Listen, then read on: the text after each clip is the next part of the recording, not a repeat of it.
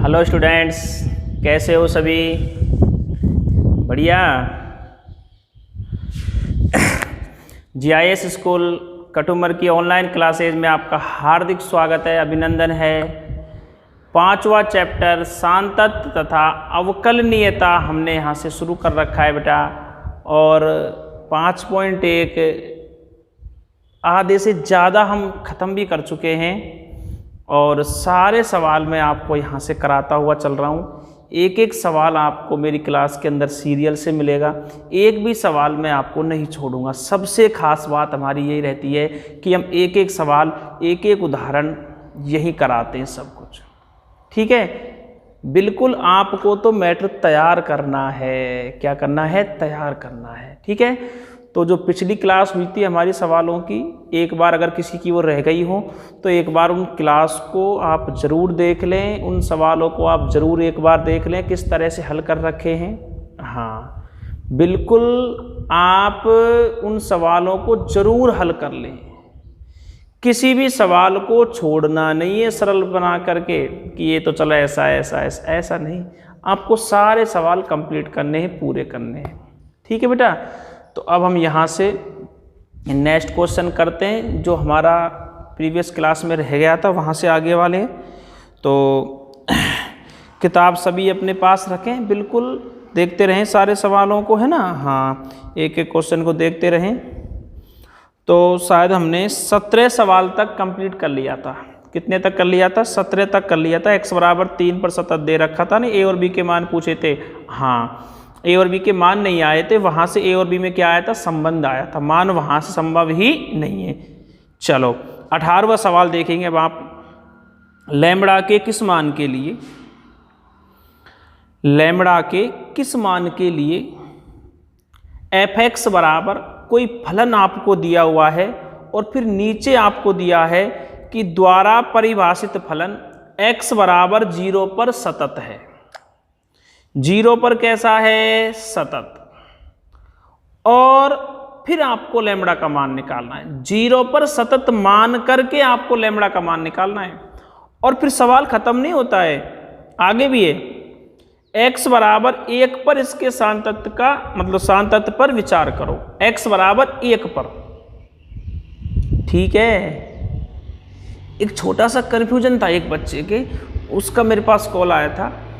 वो कह रहा था सर बिंदु पे ही निकाल रहे हैं, आगे पीछे नहीं। आगे पीछे निकाला तो है यार, आप अच्छे से देखा करो। फिर उसको संतुष्ट किया। भाई आगे का मतलब जैसे हमने किसी बिंदु पे निकाला, सांतत्व निकाला, जैसे कोई फलन है, हमने उस फलन के बिंदुओं पर सांतत्व निकालना शुरू किया।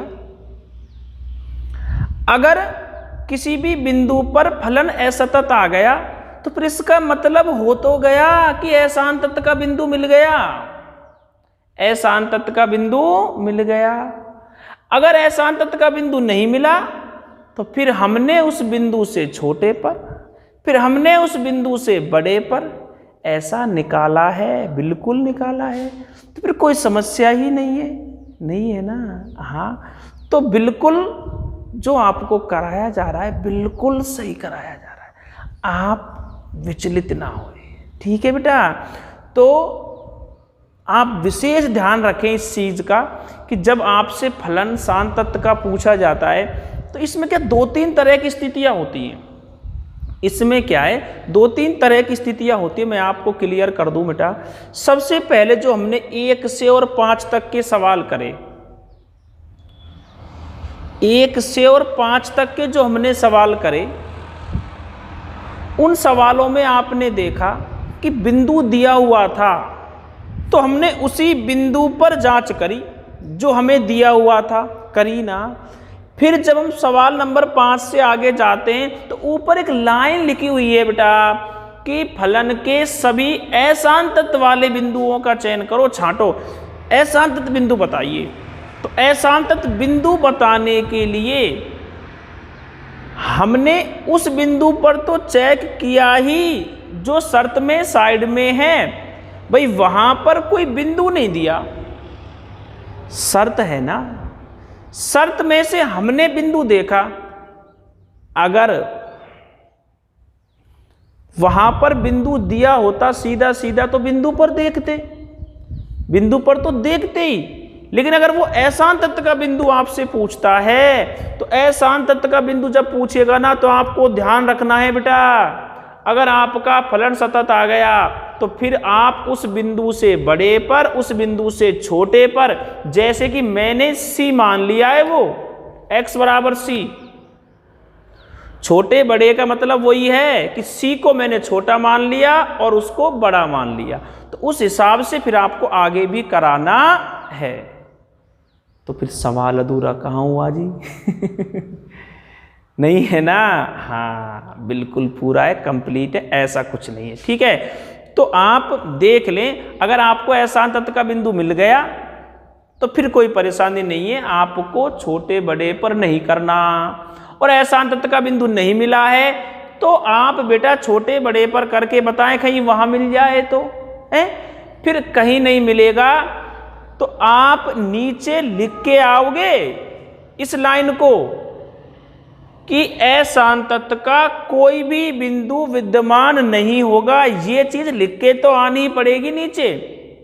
सवाल अशांत तत्व बिंदु पूछ रहा है, तुम बता रहे हो कि साहब 0 पर सतत है, वो पूछ ही नहीं रहा तुमसे 0 पर सतत है या नहीं है, वो तुमसे अशांत तत्व पूछ रहा है। तुम बता रहे हो कि साहब 1 पर सतत है, नो लिखो नीचे नहीं है तो कि अशांत तत्व का कोई भी बिंदु विद्यमान नहीं होगा जब आपका सवाल कंप्लीट होगा। ठीक है बेटा, तो नेक्स्ट क्वेश्चन जो हमारा है वो है लैम्बडा का मान ज्ञात करो, कोई फलन आपको उसके लिए दे रखा है। ठीक है, तो ये वाला क्वेश्चन हम यहां से लिखते हैं भाई, एक एक सवाल आप ध्यान से सीरियल से क्रम से समझते हुए चलेंगे। ठीक है, समय जरूर लूंगा पर सिलेबस पूरा पढ़ाऊंगा भैया, एक एक सवाल एक एक उदाहरण आपको यही कराऊंगा। समय कम पड़ेगा तो क्लास लंबी कर दी जाएगी, अभी क्लास 1 घंटे की चल रही है, क्लास और भी लंबी कर दी जाएगी, जैसे जैसे समय हमें लगेगा कि हाँ सिलेबस कवर नहीं है, क्लास लंबी कर दी जाएगी। ठीक है, लेकिन मैटर नहीं छोड़ा जाएगा, इससे समझौता नहीं, इससे नहीं। ठीक है, हाँ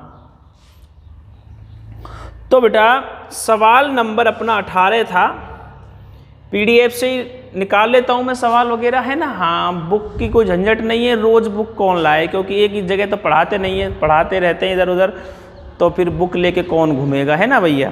तो इसी में पीडीएफ डाउनलोड कर रखी है, वहीं से आप देख लें, बिल्कुल वही है सेम अपनी किताब की, तो पीडीएफ है, कोई अलग से थोड़ी है। तो लैम्बडा के किस मान के लिए फलन आपको दिया हुआ है, फलन मैं यहाँ से लिखता हूँ बेटा 18वें सवाल में आपके लिए, बहुत अच्छा सवाल है ये भी। f(x) बराबर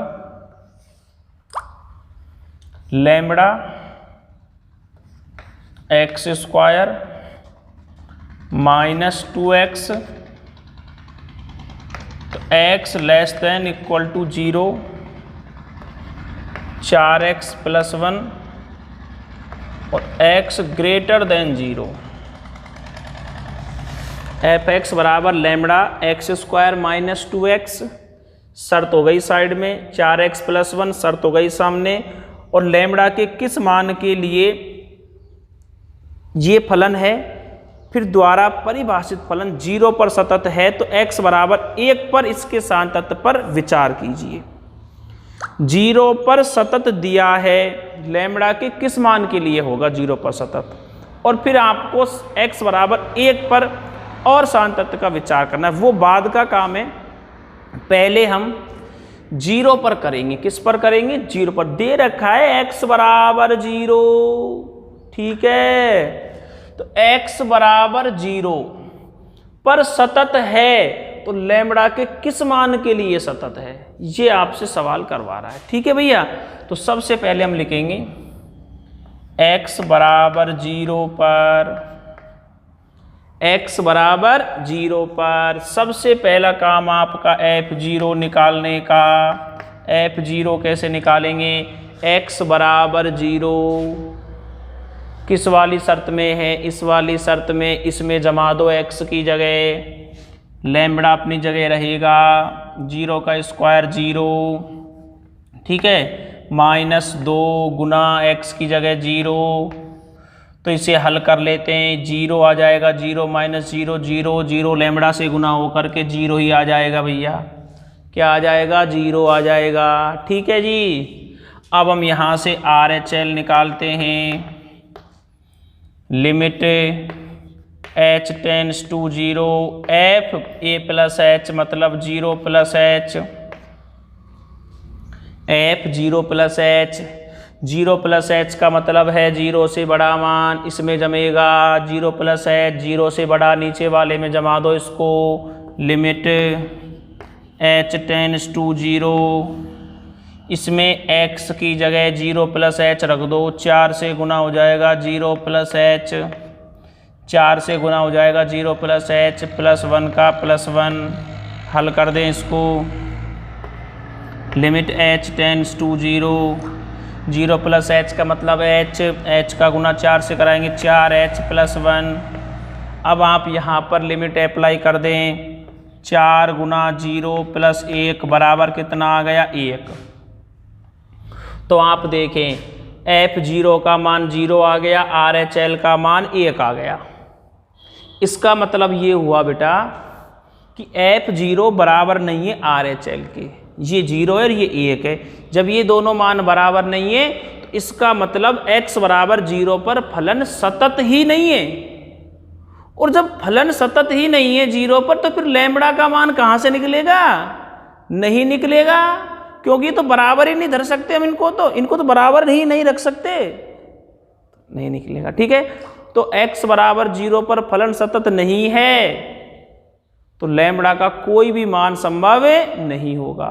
तो लैम्बडा के किसी भी मान के लिए x बराबर 0 पर फलन सतत नहीं होगा। ठीक है जी। आप चाहें तो इसमें LHL और निकाल सकते हैं, पर उससे कोई मतलब नहीं है।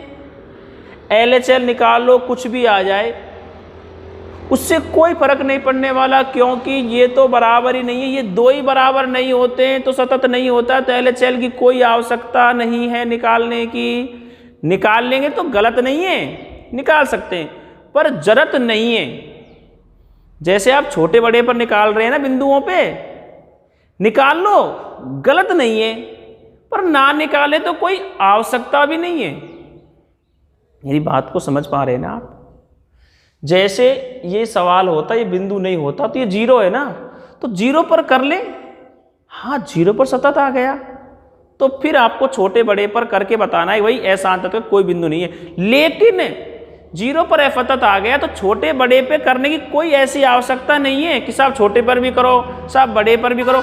कर ले तो गलत भी नहीं है, ना करें तो कोई दिक्कत नहीं, ऐसी कोई आवश्यकता नहीं है। ठीक है बेटा, समझ पा रहे हैं ना आप? बिल्कुल समझ रहे होंगे। चलो बेटा, तो ऐसी इसकी कोई आवश्यकता नहीं है आगे निकालने की। तो या सीधा लिख दें कि f0 बराबर नहीं आया साहब किसके? RHL के।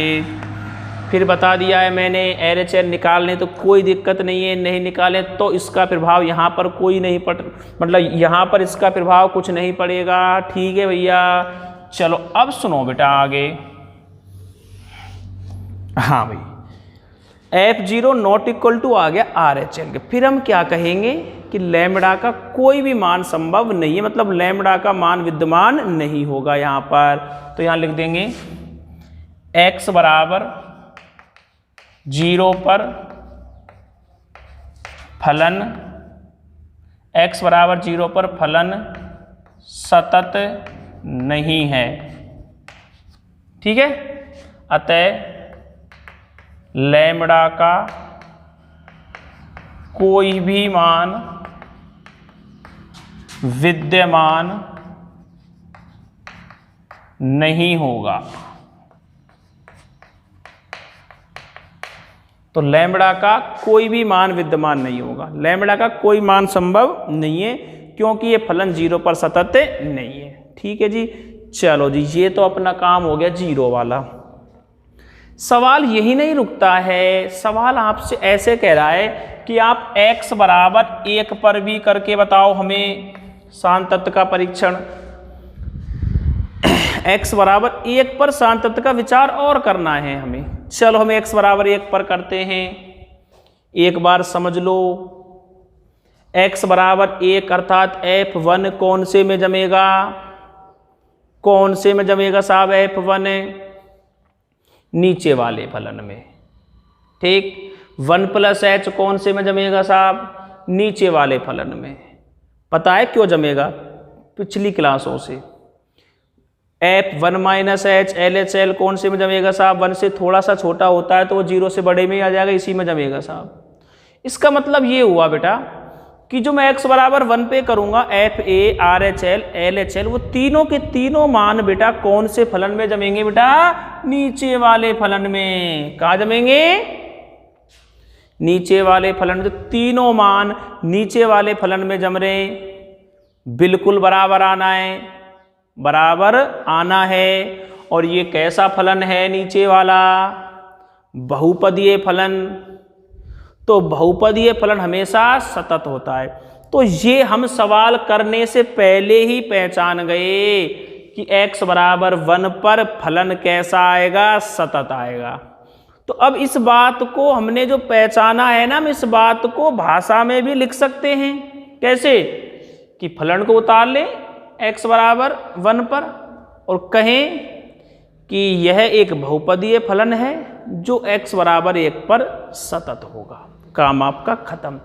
ऐसा आप करा सकते हैं और आप इसे पूरा भी कर सकते हैं 1 पर। पूरा मतलब जैसे पहले करते आ रहे 1 पर जांच करिए ना, ऐसे दोबारा से जांच कर लें। देखो पूरा करवाऊंगा मैं तो भैया। f1 कहाँ जमेगा जी? नीचे वाले फलन में। क्या हो जाएगा भैया? f1 4 गुना 1 + 1 4 और 1 5 आ जाएगा साहब। ठीक है, अब हम यहाँ से RHL निकालते हैं। तो limit h tends to 0 FA + h मतलब 1 + h। कहाँ जमेगा जी ये 1 + h? नीचे वाले फलन में जमेगा। 1 से बड़ा मतलब 0 से बड़े में सम्मिलित हो जाएगा। तो यहाँ रख दें 4 गुना x की जगह 1 + h + 1। हल करें। लिमिट h टेंड्स टू 0 4 का भीतर गुना करा दें 4 + 4h + 1। लिमिट अप्लाई कर दें 4 + 4 गुना 0 + 1। कितना आ गया जी? 5। दोनों बराबर चल रहे हैं, बिल्कुल बराबर ही चलेंगे भैया ये तो। Limit h tends to 0 f1 - h 1 - h कहाँ जमेगा? वही नीचे वाले में। लिमिट h टेंड्स टू 0 4 से गुना हो जाएगा 1 - h और +1। ठीक है भाई। अब हमारे पास यहाँ से क्या आएगा? देखो लिमिट h टेंड्स टू 0 अंदर गुना करा दें इसका 4 - 4h + 1। लिमिट अप्लाई कर दें 4 - 4 गुना 0 + 1 बराबर वही 5 आ गया। इसका मतलब f1 बराबर आया RHL के, बराबर आया LHL के, बराबर आया ना? कितना आया? बराबर में भी 5 आया। थोड़ी सी जगह है, लिख दो 5 को। कितना आया? 5 आया। ठीक है, दिख रहा है ना? 5 भी दिख रहा है, थोड़ा सा बच रहा है। ठीक है, तो अतः x बराबर 1 पर फलन सतत है। ये हमने इसकी सांततता पर विचार कर लिया। x बराबर 1 पर सवाल कह रहा था। 2 सवाल थे इसमें। एक तो 0 पे सतत दे रखा था लैम्बडा के किस मान के लिए? 0 पर सांतत आया ही नहीं तो लैम्बडा कोई मान नहीं है, कुछ भी नहीं होगा लैम्बडा का मान। ठीक है, फिर हमने x बराबर 1 पर सांतत का विचार किया, मतलब सांतत देखा, बिल्कुल आ गया, तो हमने फलन सतत लिख दिया। ठीक है, ये हमारा सवाल नंबर 18 बिल्कुल कंप्लीट हो जाता है भैया। आप इसे नोट करा लें। कैसे कराना है वो आपको पता है, ऐसे पुश करके करा लें, चाहे आप ऐसे स्क्रीनशॉट खींच लें इसका। ठीक है, चलो भैया जल्दी से कर लें। हो गया होगा अब तक, है ना? जो मैंने बताया था वो काम। हाँ,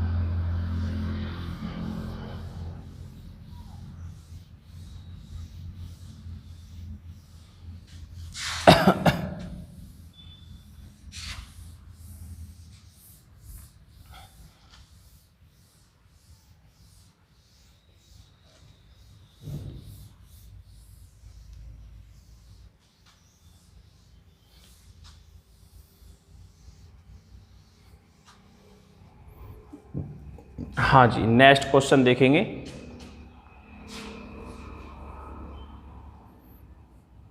उन्नीसवां सवाल बेटा, बहुत अच्छा सवाल है। 11th की बात काम आएगी। पता है नहीं पता, कोई बात नहीं, सब बताऊंगा, ठीक है।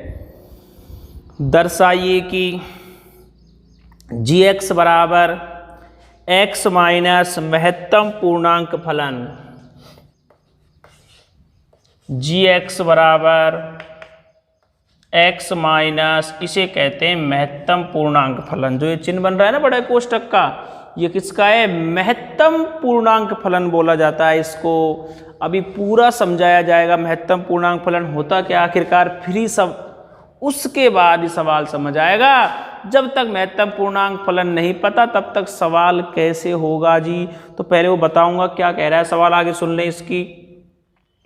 द्वारा परिभाषित फलन समस्त पूर्णांक बिंदुओं पर असतत है। आपको सिद्ध करना है कि ये समस्त पूर्णांक बिंदुओं पर कैसा है जी? असतत है। तो सवाल करने से पहले मैं आपको महत्तम पूर्णांक फलन सिखाना चाहता हूँ। क्या भैया? महत्तम पूर्णांक फलन। ये प्रतीक चिन्ह होता है महत्तम पूर्णांक फलन का, ये वाला जो आपके सामने लिखा हुआ है, ऐसे ये बड़े कोष्टक में लिखा हुआ है, तो ये महत्तम पूर्णांक फलन है, ठीक है। महत्तम पूर्णांक फलन कैसे निकालते हैं, कैसे समझते हैं, इसको देखें आप इधर से। मैं आपके सामने 2-4 एग्जाम्पल लिख रहा हूँ, आप जल्दी जल्दी बताते चलना महत्तम पूर्णांक क्या होगा, फिर मैं आपको ढंग से अच्छे से बताऊंगा ऐसे निकालते हैं बेटा, ठीक है। आपसे कहा जाए कि 3.5 का महत्तम पूर्णांक बताएं, आपसे कहा जाए 3.5 का महत्तम पूर्णांक बताएं, आपने बताया 3 होगा, बिल्कुल सही बताया। आपसे कहा जाए 4.9 का महत्तम पूर्णांक बताएं, आपने बताया 4 होगा। आपसे कहा जाए 5 का महत्तम पूर्णांक बताएं, 5 होगा। आपसे कहा जाए -1 का महत्तम पूर्णांक फलन बताएं, -1 होगा। आपसे कहा जाए 0 का बताएं, 0 होगा। आपसे कहा जाए 0.6 का बताएं, 0 होगा। आपसे कहा जाए -0.5 का बताएं, -1 होगा। आपसे कहा जाए -1.6 का बताएं, -2 होगा। आपसे कहा जाए -2.7 का बताएं, -3 होगा। बहुत सारे लिख दिए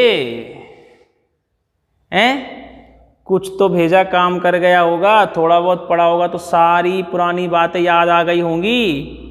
नहीं आ रही तो कोई बात ना है, सारी बातें फिर से सुनेंगे, सीखेंगे, है ना। एक बात और बताता हूं मैं आपको महत्तम पूर्णांक फलन की। आपने आलेख बनाया होगा, इसका बनाया होगा ना महत्तम पूर्णांक फलन का आलेख, 11वीं का काम है ये। दूसरे चैप्टर में आपने इसका आलेख बनाया होगा। देखो ऐसे देखा होगा आपने, लगा हुआ, आपने बनाया नहीं होगा तो किताब में देख तो लिया होगा। ऐसे देखे होंगे आपने। ये जो गोले से लग रहे हैं, इधर तीर छोड़ रखे हैं ना, ऐसे ये तीर के निशान मतलब ऐसे बता रहे हैं, इधर व्यक्त कर रहे हैं आपको। ऐसे आपने आलेख देखा होगा महत्तम पूर्णांक फलन का, देखा होगा, बिल्कुल देखा होगा। नहीं देखा देख लें, इस तरह महत्तम पूर्णांक फलन का आलेख होता है। 11th क्लास के अंदर है ये, और हमारी बुक में भी एक एग्जाम्पल है महत्तम पूर्णांक फलन का, वहाँ पर भी आलेख ऐसे समझा रखा है, ठीक है।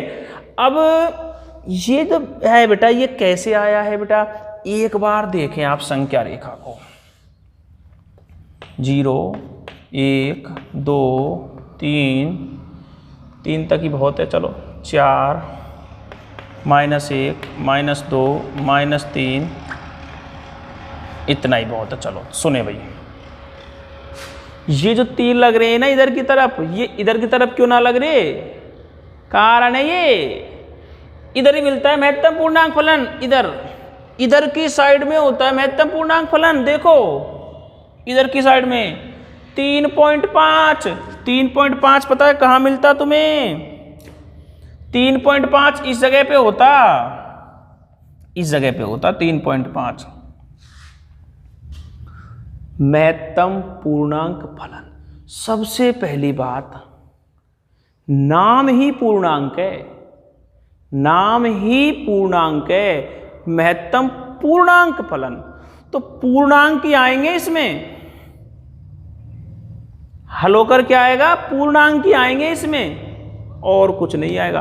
पूर्णांक प्लस के भी होते हैं, पूर्णांक माइनस के भी होते हैं, पूर्णांक पॉइंट वाले नहीं होते, अंश अपॉन हर वाले, मतलब पॉइंट वाले। कई अंश अपॉन हर में 9/3 है बोल दो, वो तो 3 है जाएगा, भाग लग के नहीं, दशमलव वाले। तो पूर्णांक ही आएंगे। तो फिर 3.5 का महत्तम पूर्णांक 3 आया। कैसे आया बेटा, इस जगह देखें आप, यहां मिला 3.5। जो भी आपका बिंदु है इस तरह से महत्तम पूर्णांक के अंदर, उसे संख्या रेखा पे देखो, और इसके इधर वाली साइड में, कौन सी साइड में, इस वाली साइड में, इस वाली साइड में जो पहले पूर्णांक आता है वही उस संख्या का महत्तम पूर्णांक होता है। 3.5 ये रहा। इसके इधर वाली साइड में पहले कौन आया पूर्णांक, 3 आया, बाद में आया 2, तो पहले 3 आया। तो 3.5 के इधर पहले कौन पूर्णांक है, 3, तो 3 हो गया। 4.9 यहाँ 5 हो जाता, 4.9 यहां पर है, बिल्कुल 5 के पास पहुंच गया, 5 तो नहीं हुआ, 4.9 5 के पास पहुंच गया, पर 5 नहीं हुआ, 5 नहीं हुआ। 4.9 5 से तो छोटा ही है, तो 5 से मतलब नहीं है, 4.9 5 पे नहीं गया अभी, तो महत्तम पूर्णांक 5 नहीं होगा। 4.9 से इधर कौन है पूर्णांक, 4, 4.9 का 4, और पूर्णांक है 5 का 5, -1 का -1, 0 का 0, 0.6, 0.6 यहाँ हो जाएगा लगभग है। इसके इधर पहले कौन पूर्णांक आ रहा है, 0, तो 0 हो जाएगा। -0.5 इधर होगा, इससे के इधर, इधर माइनस हो चाहे प्लस हो, देखना इधर ही है, देखना इधर ही है। इसके इधर कौन है, -1, पहले -1 आ जाएगा, -1.6 यहाँ होएगा। पास में कौन है इधर, -2 आ जाएगा, -2.7 यहाँ रहेगा, -3 आ जाएगा। अर्थात बेटा तो इस अंतराल में या इस अंतराल में, इस अंतराल कोई भी अंतराल, ऐसे बीच में जब कोई मान होता है, जब बीच में कोई अंक होता है, कोई संख्या होती है, तो उसके जस्ट इधर वाली साइड में, कौन सी साइड कहेंगे आए, बाईं ओर, कौन सी कहेंगे आए, बाईं ओर, और ये दाईं ओर। तो उस संख्या के बाईं ओर जो पहले पूर्णांक आ रहा है वही उसका महत्तम पूर्णांक होता है। 3.5 के इधर बाईं ओर 3 आ रहा, 3 होएगो। 4.9 के इधर बाईं ओर 4 आ रहा, 4 होएगो। इधर ना जानो, इधर इधर आनो है, ठीक है। ऐसे अपन महत्तम पूर्णांक करने निकाल लें। मैं तुमसे कहूं कि बताओ बेटा मोए 2 + h को महत्तम पूर्णांक का होएगो साहब, 2 + h। h के बारे में मैं तुम्हें बता चुका हूं, h अल्प वृद्धि है। क्या है बेटा, h अल्प वृद्धि, अल्प बहुत छोटा है, ये इतना छोटा है ये कि मैं 2 में कुछ जोड़ूंगा ना तो ये 3 से ऊपर कभी भी नहीं जाएगा। 2 + h का मतलब है कि 2 और 3 के बीच में ही रहना हो, आपको 2 और 3 के बीच में रहना। तो 2 और 3 के बीच में कोई संख्या होगी तो वह को महत्तम पूर्णांक का होएगा भैया, 2 और 3 के बीच में होएगी तो 2 ही हो जाएगा। तो 2 + h का महत्तम पूर्णांक 2 हो जाएगा। अगर 5 + h है तो 5 हो जाएगा। अगर 3 - h है तो 3 - h, 3 से छोटा, तो 3 से छोटा है तो इतना भी छोटा नहीं है कि 2 से इधर हो जाएगा, नहीं, 3 से थोड़ा सा छोटा है। तो 3 से थोड़ा सा छोटा है तो यह अंतराल में होएगा 2 और 3 के बीच में। तो 3 से थोड़ा सा छोटा यहां होगा, तो यहां जब कोई अंक होगा तो उसका महत्तम पूर्णांक कितना होगा, 2 होगा। तो 3 - h का महत्तम पूर्णांक 2 होगा। आपसे कहा जाए कि 1 - h का महत्तम पूर्णांक बताओ, 1 - h, जल्दी बताना आप। 1 माइनस एच, 1 से थोड़ा सा छोटा, मतलब या अंतराल में होएगो, या में होएगो, तो या में होएगो तो महत्तम पूर्णांक 0 हो जाएगा। आपसे कहा जाए -2 माइनस एच का महत्तम पूर्णांक बताओ, क्या कहा जाए आपसे?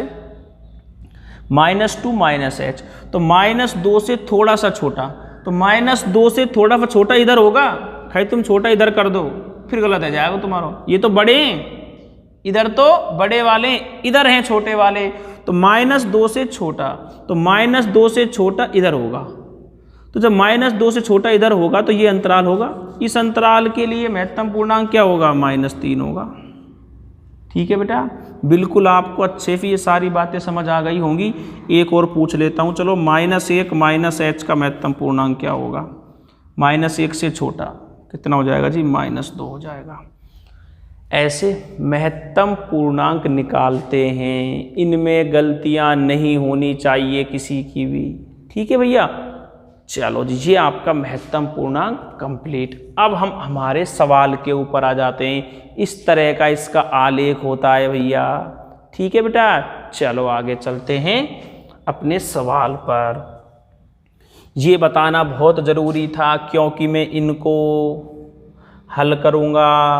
फिर आप कहोगे ये कैसे आ गया साहब, ये कैसे आ गया गुरुजी? तो पहले ही सारी बातें क्लियर करी हैं। ठीक है,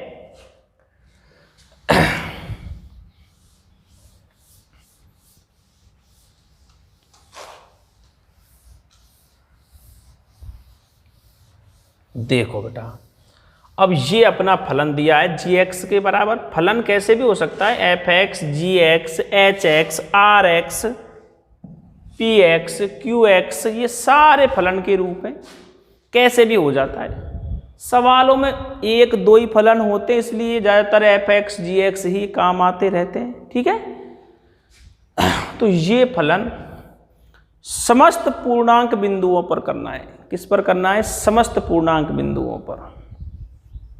अब समस्त पूर्णांक बिंदुओं पर करना है तो फिर कौन से पूर्णांक पे करना है साहब? हम मान लो या कि जांच x बराबर 2 पे कर लें, 2 पूर्णांक है, तो हम या की जांच 2 पे करेंगे तो फिर 3 कहेगो भाई मुँह पे क्यों ना करी या की जांच, मैं नाऊ की पूर्णांक, -2 कहेगो मेरे पे क्यों ना करी। चलो हम या की जांच 0 पे कर लें, फिर 2 कहेगो साहब मुँह पे क्यों ना करी। तो ऐसे तो बहुत सारे पूर्णांक, कहाँ तक जांच करेंगे इसकी? प्रत्येक पूर्णांक पर थोड़े निकालेंगे इसको, प्रत्येक पूर्णांक पर थोड़ी निकालेंगे।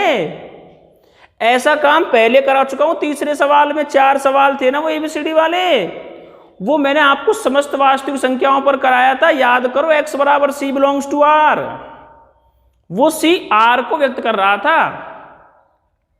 c पर होने का मतलब समस्त वास्तविक संख्याओं पर हो गया था वो। तो बेटा ऐसा ही काम आप यहां पर करा लें, यहां फिर से मान लें x बराबर c, c कोई कांस्टेंट है, आप c की जगह a भी काम में ले सकते, कोई भी सिंबल काम में ले लो अपना।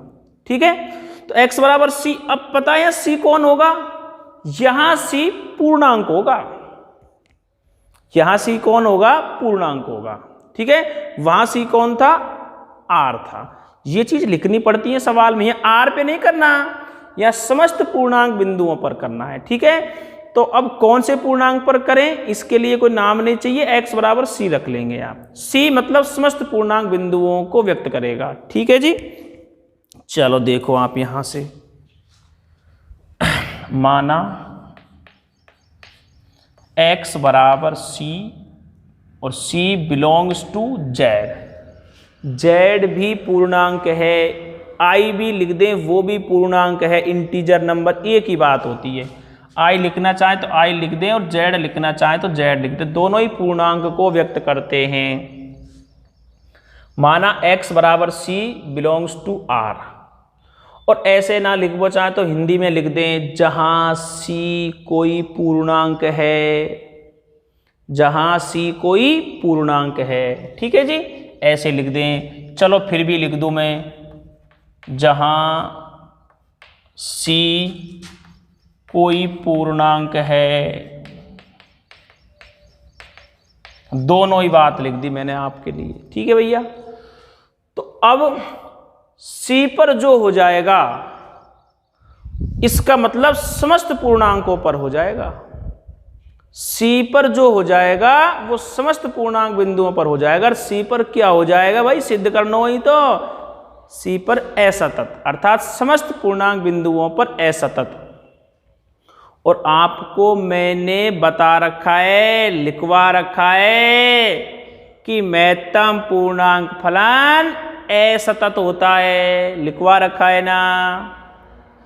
तो सीधा भी लिख सकते हैं, बहुत से इसको सीधा भी लिखवा जाते हैं कि यह एक महत्तम पूर्णांक फलन है, इसलिए असतत होगा, लिख दिया। ठीक है, सवाल आया वही 6 नंबर में। कितने नंबर में आया वही? 6 नंबर में। और 6 नंबर के सवाल में तुम लिख के आ रहे हो कि यह एक महत्तम पूर्णांक फलन है, इसलिए सतत होगा, वो सॉरी असतत होगा। 6 नंबर मिल जाएंगे क्या? तुमसे पूछ रहा हूं मैं, मिल जाएंगे 6 नंबर एक लाइन में? चलो तुम घुमा फिरा के टेढ़ी बेढ़ी बात करके 3 लाइन भर दोगे, मिल जाएंगे 6 नंबर। मुँह तो लगे ना, बाकी तुम्हारे भाग गए। ठीक है, ऐसे ना करें यार। ठीक है, आप ऐसी बात वहां लिखें जहां सवाल का स्तर बढ़ता जा रहा है। यार सवाल काफी बड़ा हो गया, अब वहां आप ऐसी चीजें काम में ले सकते हैं। आपने सवाल शुरू ही ना करो और सीधो ही टेक दियो, ले भाई महत्तम पूर्णांक है साहब, असतत हो, पता है असतत होएगा, महत्तम पूर्णांक है, लेकिन वह सिद्ध करके दिखाओ, वह करके दिखाओ कि ये असतत होगा। ऐसे करना पड़ता है बेटा, ठीक है। हाँ, भाषा से काम नहीं चलेगा, भाषा भी देखनी पड़े कहाँ लिखनी है कहाँ ना लिखनी।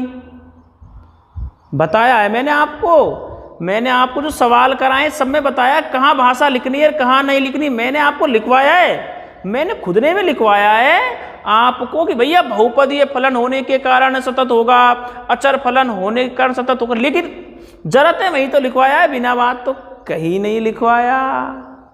जब सीधा सीधा हो रहा है तो क्यों लिखें, ठीक है। बाकी आप देखें बेटा इधर, अब माना x बराबर c belongs to z, c पर जो हो गया मतलब पूर्णांकों पर हो गया। तो सबसे पहले एफ ए, अब यहां एफ मत लिखना बेटा, क्योंकि यहां फलन एफ नहीं है, या जी है, तो आप उसको जी से व्यक्त कर देना, ठीक है। जी सी कैसे निकालेंगे साहब, जी सी, एक्स की जगह सी ए जमाओ, सी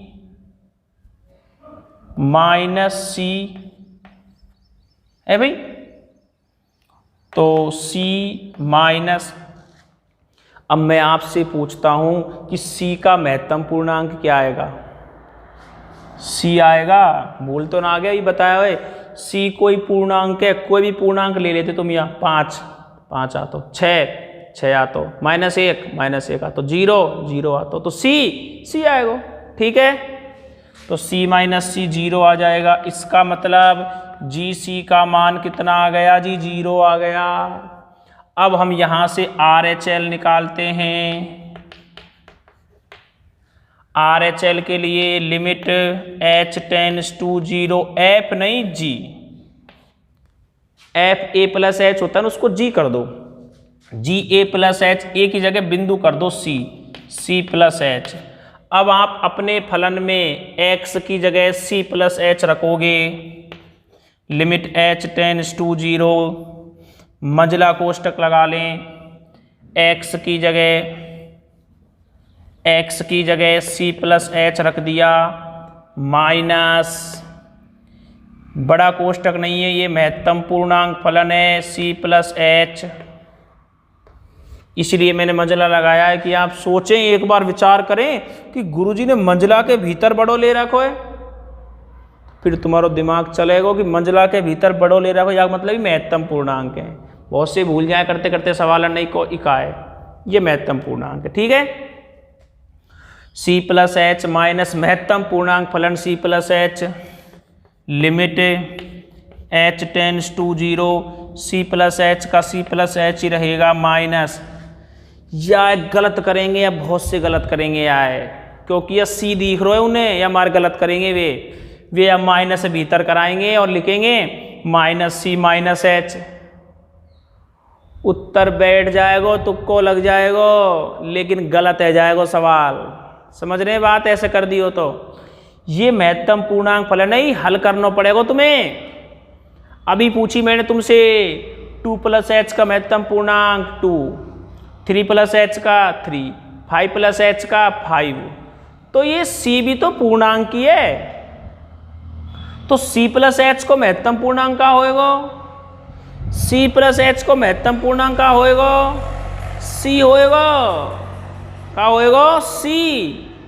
बताओ, अभी थोड़ी देर पहले 10 से 15 मिनट बिगाड़ी है उसमें, बैठना चाहिए भैया। अब तो c की जगह कोई मान ले लो, 3 ले लो, 3 + h 3, 4 + h 4, तो c + h c कोई पूर्णांक ही तो है, तो c + h का महत्तम पूर्णांक c। ठीक है जी।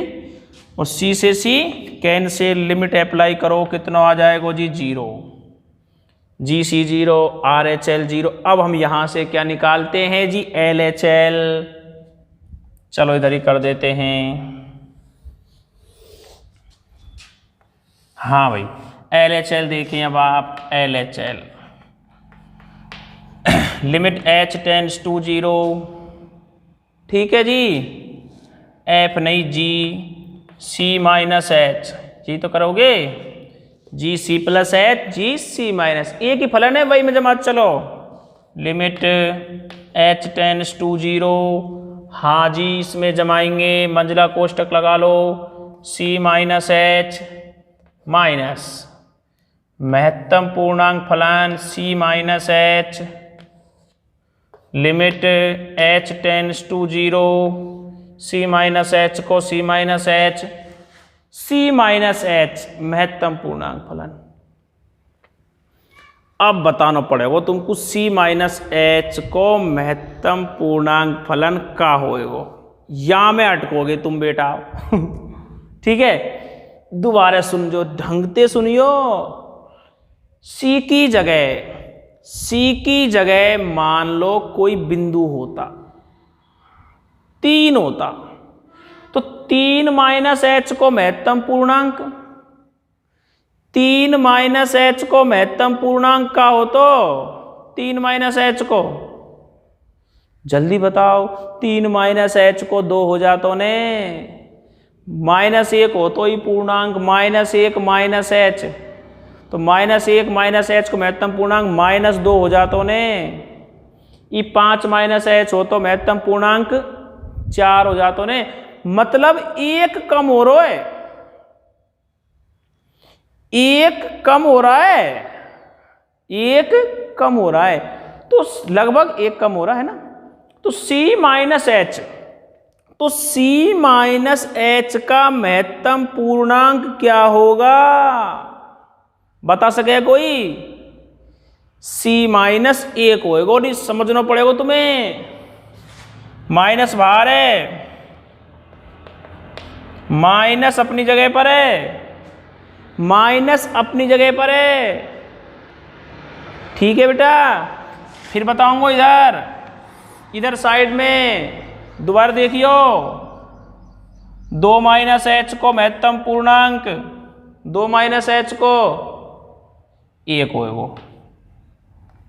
3 - h को 2 होएगा, 5 - h को 4 होएगा, 6 - h को 5 होएगा। देखो एक एक कम हो रहे आते, 2 से 1 कम, 3 से 1 कम, 5 से 1 कम 4, 6 से 1 कम 5। तो ये तो पूर्णांक है, एक कम करें तो तुम्हें समझ भी आवे कैसे आ रहा है, बीच में मिल रहा है। लेकिन ई सी है, सी है तो कोई पूर्णांकी, सी क्या है, कोई पूर्णांकी तो है। तो एक कम कर लो, किससे? सी से।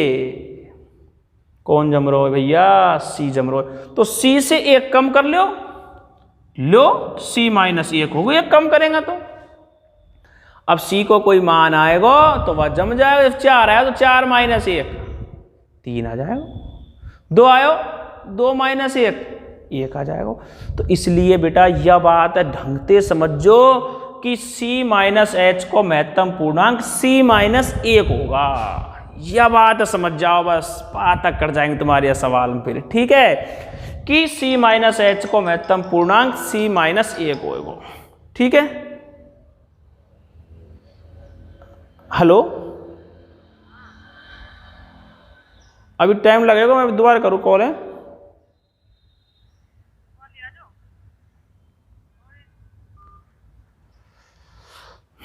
फोन आ गया था बीच में, है ना। अब आप दोबारा पॉइंट पे जुड़ जाएं। तो c माइनस एच का महत्तम पूर्णांक c माइनस 1 होगा बेटा। c माइनस एच का महत्तम पूर्णांक c माइनस 1 होगा। 1 कम हो रहा है, माइनस जो हो जाए ना तो वह अंक से 1 कम हो जाए। 2 माइनस एच 1 कम, 1 कम, 1 कम, तो c से 1 कम, c से 1 कम, c माइनस 1, c को मान आएगा घटा देंगे, ठीक, क्लियर हो जानी चाहिए अब तुम्हारी बात। तो c माइनस एच को महत्तम पूर्णांक c माइनस 1 होगो। अब ई कोष्टक में लिखो क्योंकि पहले से बाहर माइनस हो, यह हमारे हल करो। लिमिट h टेंड्स टू 0, हाँ जी, c माइनस एच माइनस भीतर ले जाओ, माइनस c प्लस 1, c ते c कैंसिल का बचाओ, माइनस एच प्लस 1, लिमिट लगाओ तो ई तो 0 और u प्लस 1 का आयो 1 आयो। कितना आया? 1 आया। इसका मतलब क्या हुआ? उसको हटा देता हूं साइड वाले को भैया। अब हाँ, ये तुमको समझाने के लिए करा था मैंने। चलो जी, अब लिख देंगे बेटा कि जी सी तो बराबर आ गई कौन के? आर एच एल के। लेकिन इन दोनों उनके बराबर ना आयो, कौन? L H L. ठीक है जी, वो 0 0 और ये 1। तो इसका मतलब क्या हुआ कि समस्त पूर्णांक बिंदुओं पर फलन सतत नहीं है। सी पे नहीं है, सतत काई पे ना है, सी पे ना। लेकिन सी कौन है? सी भैया पूर्णांक है। सी क्या है? पूर्णांक है। ठीक है, तो अब लिख देंगे अतः, चाहे तो ऐसे लिख दो, अतः x बराबर c बिलोंग्स टू z, ऐसे लिखना पड़ेगा पर सतत नहीं है। चाहे भाषा में लिख दो कि अतः समस्त पूर्णांक बिंदुओं पर फलन सतत नहीं है। ये चीजें लिखना बहुत जरूरी है जो मैं ये भाषा बता रहा हूं आपको। ठीक है, जो बात सवाल में पूछता है वो चीज लिख के तो आओ, लिखनी पड़ेगी, जब ही पता लगेगा कि जो पूछा है वो उत्तर आ चुका है। ठीक है, हाँ जी, ये सवाल आपका कंप्लीट हो गया 19वां, बिल्कुल कंप्लीट हो गया साहब। कहीं कोई समस्या नहीं होनी चाहिए अब आपको इस सवाल के अंदर। ठीक है, जल्दी से आप इसे नोट कर लें जैसे आप करते आए अब तक, है ना, बिल्कुल। ठीक है, जल्दी से भैया।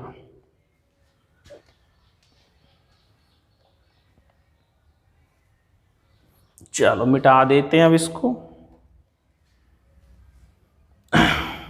ठीक है भाई, हाँ,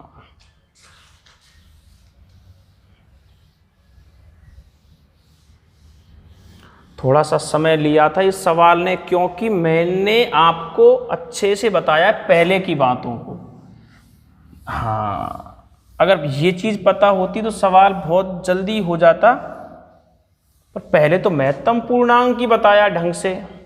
मैंने आपसे पहले ही कहा था मैं 0 लेवल से लेकर चलूँगा, आप पे आए और चाहे ना आए। ठीक है, हाँ, इससे क्या जो बच्चों पे नहीं आता उनका नुकसान हो जाता है। ठीक है भाई, हाँ जी। चलो नेक्स्ट क्वेश्चन देखेंगे बेटा अपना।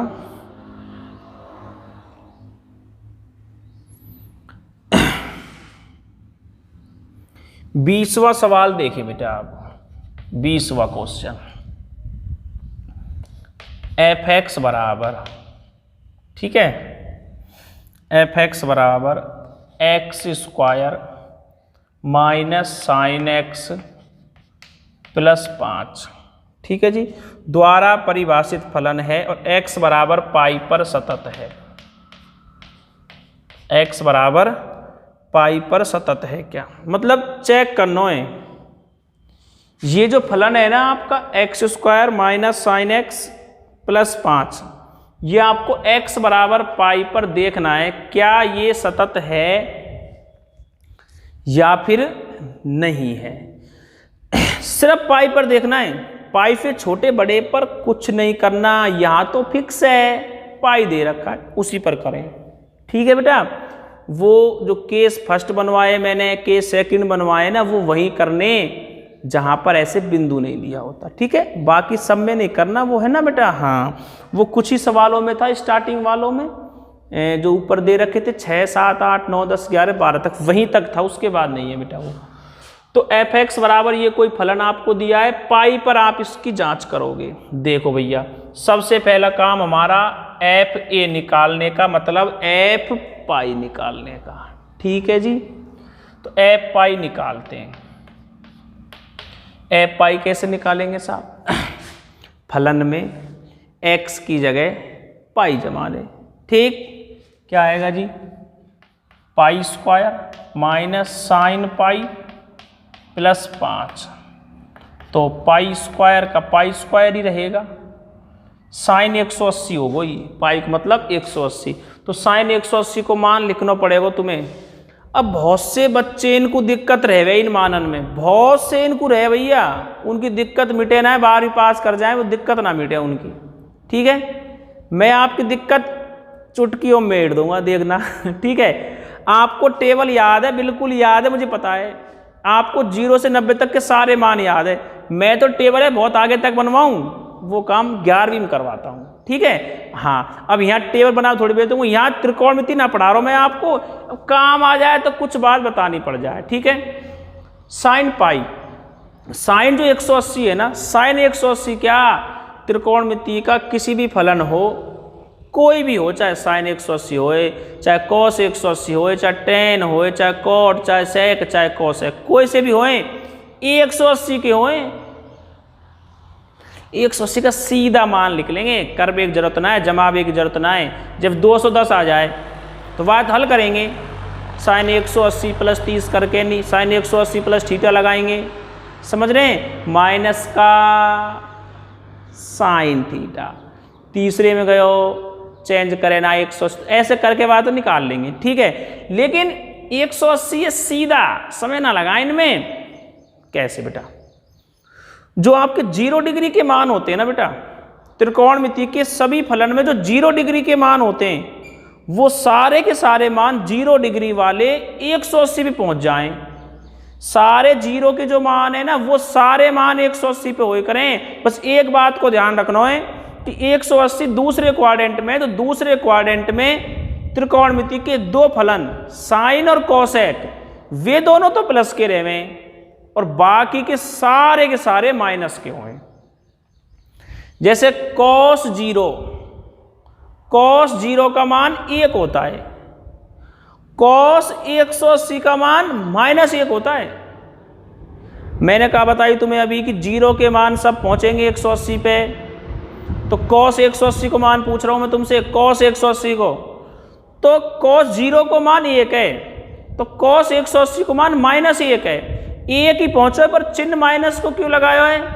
क्योंकि cos 180 मतलब दूसरे क्वाड्रेंट में cos माइनस का होता है। सिर्फ 2 ही प्लस के हुए, कौन कौन से? साइन और कोसेक, तो ये 2 प्लस के रहेंगे, बाकी के 4 मान तो वही रहेंगे 0 वाले, पर चिन्ह माइनस को आएगा 4 अंक के आगे, साइन और कोसेक छोड़ के। ठीक है, ऐसे आप बहुत जल्दी से तुरंत से 180 का मान जमा सकते हो। बच्चे गलती कर जाते हैं 180 के मान में। ठीक है भैया, तो साइन 180, साइन 0 का मान 0 होता है, तो 0 से तो फर्क ही नहीं पड़ता प्लस माइनस की से, वैसे ये मान प्लस का है क्योंकि साइन दूसरे क्वाड्रेंट में प्लस का होता है। ठीक है बेटा, तो साइन 180 अर्थात इसका मान 0 हो जाएगा, +5। कितना उत्तर दिया जी इसने? पाई स्क्वायर प्लस 5 को, ये ऐसा ही रहेगा जैसे दे रखा है। अब हम यहाँ से RHL निकालते हैं। Limit h tends to 0 f a plus h, a का मतलब pi plus h,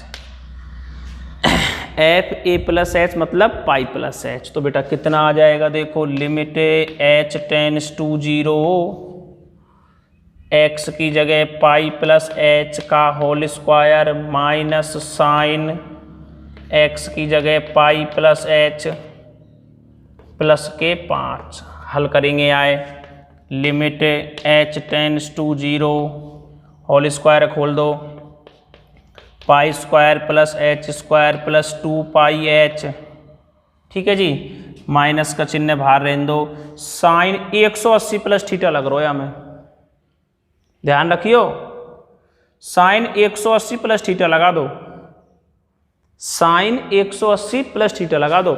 sine pi का मतलब 180 होता है, तो साइन 180 प्लस थीटा, 180 चेंज नहीं करता, साइन का साइन कौन से में गया, तीसरे में। तीसरे में साइन कैसा होता है, माइनस का, तो साइन 180 प्लस थीटा होता है माइनस साइन थीटा। तो पहले से माइनस और प्लस हो जाएगा, साइन थीटा, थीटा का मान यहाँ एच है, sine 180 plus theta minus sine theta होता है, तो माइनस प्लस साइन एच आएगा, थीटा का मान एच है प्लस 5। जितना सरल करना था उतना मैंने कर लिया। वैसे कर बेगु तो यार सरल और कर सकें, पर वो बड़ा हो जाएगा, बाकी कोई जरूरत ना है ऐसी, बाकी कोई जरूरत ना है ऐसी। बड़ो कर सकें, कैसे कर सकें बता दूं तुम्हें, या में साइन एक्स को प्रसार लगेगा, और कहाँ काम आयो, यहाँ भी काम आयो, यहाँ भी साइन एक्स का प्रसार लगेगा। साइन एक्स को प्रसार लगेगा जब जाके लिमिट लगेगी, ऐसे कर सकें। अब ये बालक है घुमा के बताबो है बस, और कुछ ना है, ये गलत ना है, पर ऐसे भी कर सकें, ये घुमा के बता दियो, या ना बता के वाह बता नयो बता दियो कुछ ना है, ये ऐसे इधर उधर से घुमा घुमा के लाए, और कुछ ना है, ठीक है भैया, लेन देन कुछ ना है, सब एक जैसा ये सब है ना। हाँ, पहली बार सो आए कि हमारे हर साल आ रहे हैं, हर साल आ रहे हैं, 8 साल से लगातार आ रहे हैं। एक कैनेडियन कितने इनके आ रहे हैं, सब कुछ सही है, घबराए नहीं। तो इसको और कर सकते हैं प्रसार करके, ना करें तो भी कोई दिक्कत ना है। देखो बेटा इधर, चलो शुरू कर दो, लिमिट लगाओ, पाई स्क्वायर 0 2 पाई गुना 0 plus sign 0 plus 5, pi square को पाई स्क्वायर, ये तो 0 रहेगा ही, ये भी 0 है जाएगा, साइन 0 को मान भी 0 प्लस 5, हल करियो, पाई स्क्वायर प्लस 5 आ जाएगा, ठीक है। दोनों बराबर चल रहे हैं अभी तक। अब हम क्या निकाल ले यहाँ से, LHL। देखो जी, LHL limit h tends to 0 f pi minus h, pi plus h, और ये पाई माइनस एच कहाँ जमेगा, एक ही फलन है, दिख जाएगा नीचे थोड़ा सा दिख जाएगा। लिमिट h टेंड्स टू 0, बिल्कुल सही चल रहा है। क्या आ जाएगा भैया इसमें, देखो ध्यान से, कहाँ गए अपना फलन, पाई माइनस एच का whole square minus sine pi minus h plus 5, पूरा दिखा होगा बेटा, ये लिखा है जो बिल्कुल दिख रहा है। अब मैं इसको सरल करता हूँ जी, देखो भाई, ठीक, LHL चल रहा है, limit h tends to 0 a minus b का होल स्क्वायर खोल दो, pi square plus h square minus 2 pi h, ठीक है, साइन 180 माइनस थीटा। अब 180 चेंज तो करेगा ही ना, साइन को साइन रहेगा, ये सारी चीज़ 11वीं में कैसे कैसे चेंज हो, का हो, त्रिकोणमिति को टॉपिक है, यहाँ सीधा फॉर्मूला काम में ले रहा हूँ मैं, और विस्तार से पढ़ना है तो फिर वो जब मैं 11वीं की वीडियो बनाऊँ ना, तो उसको देख लेना आप, ट्रिग्नोमेट्री वाली को, ठीक है बेटा, उसमें बताऊँगा ये सारा कुछ। तो साइन 180 माइनस थीटा, 180 चेंज नहीं करेगा, साइन का साइन रहेगा, 180 में से घटेगा, कौन से में जा रहा है, दूसरे में, दूसरे में साइन कैसा होता है, प्लस का होता है, तो sine 180 minus theta sine theta होता है, मतलब साइन एच आएगा, माइनस का चिन्ह जैसा है वैसा रहेगा, माइनस साइन एच, ठीक है जी, प्लस 5। अब क्या करें, लिमिट को अप्लाई कर दें, वही बात है, प्रसार करके भी लिमिट लगाई जा सकती है, ठीक है, ऐसे कर लेंगे तो भी गलत नहीं है, प्रसार कर देंगे ये और भी अच्छा है, ठीक है। चलो पाई स्क्वायर प्लस 0 माइनस 2 पाई गुना 0 माइनस साइन 0 प्लस 5, तो पाई square plus 0 minus 0 minus 0 plus 5, पाई स्क्वायर प्लस 5, 1 2 और ये 3, तीनों बराबर, तीनों बराबर, लिख दो भैया, एफ पाई बराबर आर एच एल बराबर एल एच एल, बराबर कितना आयो साहब, पाई स्क्वायर प्लस 5 आयो। अब हम कहेंगे लास्ट में कि अतः x बराबर पाई पर फलन सतत है। अब हम हमारी बात को कहेंगे कि पाई पर कैसा है, फलन सतत है, ठीक है भैया। ये हमारा सवाल नंबर 20 बिल्कुल कंप्लीट हो जाता है, ठीक है भाई। आप इसे ऐसा कि ऐसा नोट कर लें बिल्कुल, ठीक है। क्वेश्चन नंबर 20 जल्दी से नोट कर लें आप इसे, हाँ कर लिया होगा, आपको तरीका पता है ना कैसे नोट करना है, वो सब पता है आपको। चलो तो फिर आज की क्लास हम फिर यही ख़त्म करते हैं, ठीक है बेटा। यहाँ से आगे के जो सवाल हैं वो हम नेक्स्ट क्लास के अंदर करेंगे, ठीक है भाई। जब तक के लिए बाय, ओके। और कोई समस्या हो तो आपके पास पर्सनल नंबर है, आप संपर्क करें और अपनी समस्या का समाधान करें, ठीक है। गणित में कोई भी समस्या आपको नहीं दबानी है, नहीं छोड़नी है, ठीक है, बिल्कुल ठीक है। चलो ओके बाय, जय हिंद जय भारत।